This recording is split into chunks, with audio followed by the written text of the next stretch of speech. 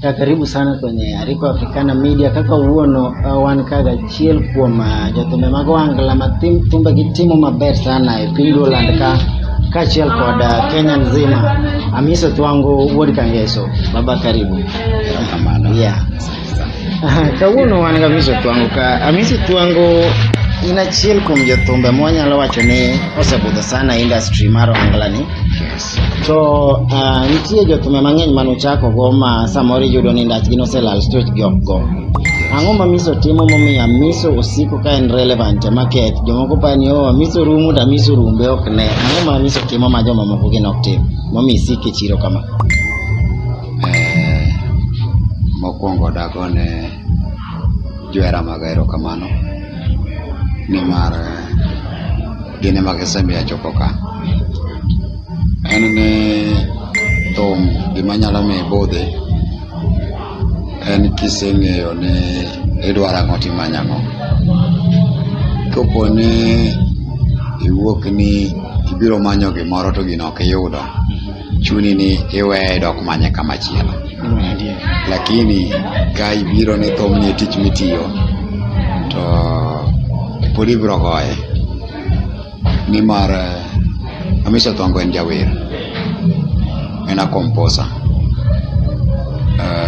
Koro sami sebedo ni you are a composer, inyalo create, you are creative, inyalo create thum.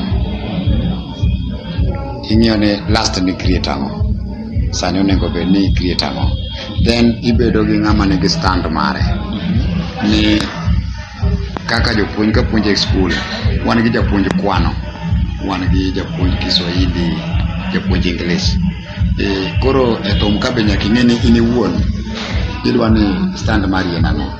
Mana kaka jopuonj gite gin jopuonj. Koro wate wanyalo bedo jothum, lakini Amiso Twango en jathum matimo ang'o. Wan gi jathum odak e weche hera. Kanye mo continue weche hera. Koro nyalo dwaro ni nitie gima chando ga mostly nomiyo ji lalga.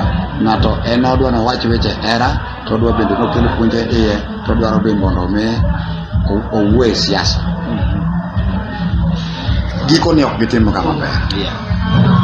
Koro ng'ato kaka Amiso Twango en ng'ama timo gimoro ni family life songs. Ngima mar jo ot kata dak mar ot, mane thum ma Amiso Twango goyo. Tiende ni en thum ma sama in gi shida moro amora e ot, inyalo winjo thum Amiso Twango ma miyi geno. Koro mane momiyo pod Amiso Twango pod nyalo siko nikech pok jathum moro owuok ma wuoyo ngima mar jo ot. Ma tok ngima mar jo ot inyalo mayude gospel. Amiso kane pok waromo nwago mbaka gi johera gi moko e boma moyugis. Johera nowacho ni mondo wapenje ni to ang'o ma influence ga composition mari kindiko ga thum? Sana wende mane giwacho ni mondo wang'e ni ang'o momiyo ne indiko. Evelyn Nyarariro, Cynthia Twango gi Mos Nasange. Ang'o ma donjo ga e wi kindiko wenda bila gimagi miwacho nyaka ni tiyo moro makabiro limi to nego kata gari okethre kiko chopi. Ang'o ma influence ga ndiko ni? Mana kaka nakoni ni thuma apuonjo dak mar jo ot. Thumbe na kata kikao Evelyn Ariro, en kaka love, lakini en love mar jo ot. Tiende ng'ama ni chunyi sana. Akilo story ne en kaka nen girlfriend, but obedo ni nen girlfriend no pod en e chunya kata obedo ni osenyuome nikech apinjo ka pinje thum no ni ng'ama non onyuomo right person mano nego bed no nyuomo onge. Tiende ng'ata ok okendore gi first girlfriend or boyfriend mane ochako godo. Tiende ni kendo ng'ama ne ok chako go. Lakini koro ei gichakoro chako kelo niya pod girlfriend ni no koponi dak nyalo bedo matek mbele, pod onyalo duogo iri. Mondo me chak gi kama ne wego no. Koro nyiso ni Evelyn Ariro ni en story mar adier mari. Amiso de bed ni sani ok wer, ang'o ma de timo in terms of talent? Talent mari kopogore gi were nang'o? Anatimo jwa kali mang'eny. Kata kinya kama apane kinena ti opogore ni Amiso mani paro ni nyalo.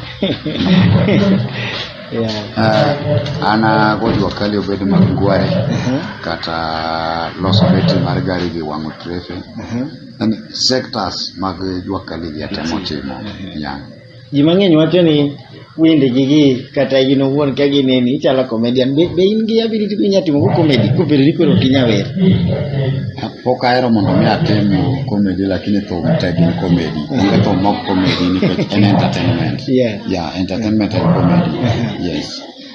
Okay, Amiso, ni loso historia makende chien kacha kane governor ma Nairobi Honorable Sakaja nochungo gocho mar jothumbe e CBD ma Nairobi. Ine achiel kuom jothumbe manogo koko mokwongo mindike mbui kacha ni gima Sakaja otimo ni gima rach, kendo ni wacho ni ibiro tero wachno e bunge mondo challenge decision mar governor. Wachni nochopo kanye, ni tero wachni e bunge koso ni duogi weya makamano? Enene kaluwore gi dhano kaka ng'iyo ga ng'ato tie dhano kaka jajo ga gik moko en ni nachako kana ng'iyo ni gima gavana timo en gima nyalo hinyo wasanii mang'eny, lakini being ni sechego an pok nochopo kuma pok nomaka but nosemak jothumbe wa moko to ne jothumbe wa wegi ok nong'eyo ni gini nyalo affect gi ele no ochuna e wakati mane adhi nyaka parliament kaka nawacho no mana romo gi Honorable Paul Abuor, romo gi Honorable Babu Owino, TJ Kajwang', Peter Pondo Kaloma mane wasea godo idea na pimo negi being ni category mar dhano pogore ne gikona ni wabiro wuoyo gang'o gi governor but according to me tanyalo wacho ni chal ka gima ne giwuoyo gi governor no nikech kawuono ok ride i Nairobi kaka ne ride gacha but jothumbe wa kaka dhano ng'iyore e ngufu ama kiit itie ng'ama ok nyalo kawo ni Amiso ne nyalo loso gima kama, lakini debede ni wariwre mwago koko kanyo achiel naparo ni gichadogol completely koro sani en mana ni odwok rido kacha ne dwoko cha ride back to beto mbeke to being ni sama nwadhi wana wuoyo gi jogo ok nwadhi e kamera mondo ji one ni Amiso timo lakini romo to naromo kod mano wawuoyo. Koro Amiso ang'o madi gom mar mpango mane ma in gone fans meki gani ang'o miiko ne johera magi? Dengine sani noche kagolo thum ne Veronica mani agole last year December pod aneno ka bo timo maber pod ang'awach no timo marach nikech en thum ma sani ong'ere then gis igane nikech thum ema chamo then johera na bendo siko kombo ni Amiso kelwa gimoro manyien anyiso ni thum moro biro machiegni iluongo ni Mapenzi Wewe Mapenzi Wewe. Okay, koro Amiso ka wachie kodi wach nang'o mogik ng'ama gombo yudi nade Facebook, Twitter, Instagram, account mari Facebook?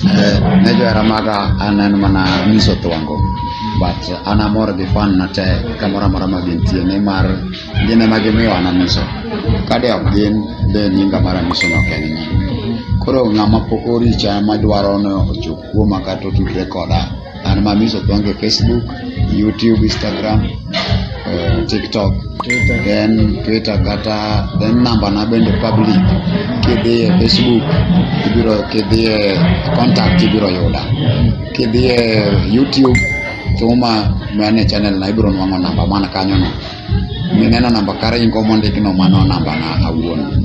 Yes. Okay.